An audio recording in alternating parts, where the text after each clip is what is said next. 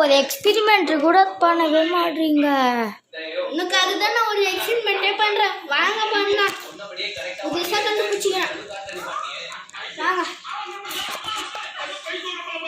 இப்போ நம்ம தீப்பெட்டி எடுத்துக்கலாம். கொளுத்துக்கோங்க. கொளுத்துச்சு. இது பற்ற வச்சுக்கலாம். மெழுகுத்தியா அப்படி பொசுன்னு தூக்கி போடுறோம். இது ஊற்றிக்கிட்டோம். வெயிட் பண்ணுங்க.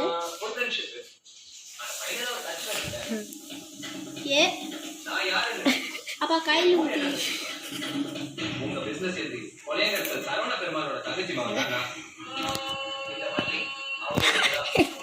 ஆட்டோ